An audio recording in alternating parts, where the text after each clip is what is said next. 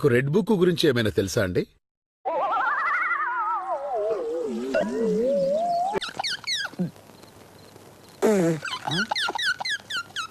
అదేంటిది?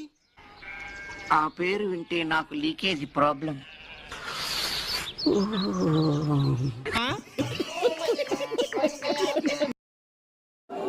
మీ ఇష్టం వచ్చినట్టుగా నువ్వు అరెస్టులు చేయడం మొదలు పెడతా ఉన్నావు. స్టేషన్ కి అంతేనా? అంతే వెళ్ళాల్సిందేనా?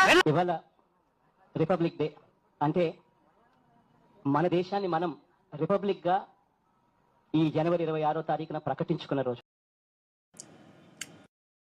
నువ్వు ఎలా చెప్పావు తెలుసా? ఆకిస్ పాక్ పాకిజాక్ సో ఆక్ పాక్ కరే పాక్ లే చెప్పావు. Thank you once again. Wish happy Republic day. Sir ఏంటి సార్ అది? Wish happy Republic day. నా పత్తిగా నీలో చాలా చిత్రాలు ఉన్నాయిరా, ముందు ముందు చాలా చూపిస్తలే. శివుడు. Thank you once again. Wish happy Republic day.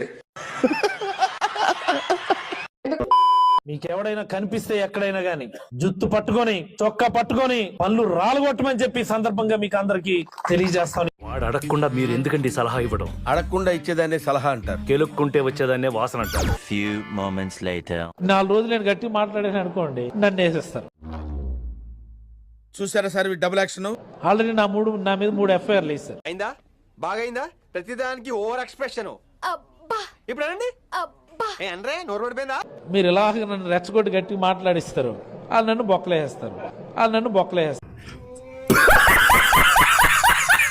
ఎప్పటికీ మీరు ఉండరు. రాబోయే కాలంలో జగన్మోహన్ రెడ్డి గారు ఖచ్చితంగా ముఖ్యమంత్రి. రాబోయే కాలంలో జగన్మోహన్ రెడ్డి గారు ఖచ్చితంగా ముఖ్యమంత్రి అవుతారు. ఇవే తగ్గించుకుంటే మంచిది. వెళ్ళు. రాబోయే కాలంలో జగన్మోహన్ రెడ్డి గారు ఖచ్చితంగా ముఖ్యమంత్రి అవుతారు. మాకు నమ్మకం లేదు దొరా, ఏం అనుకో.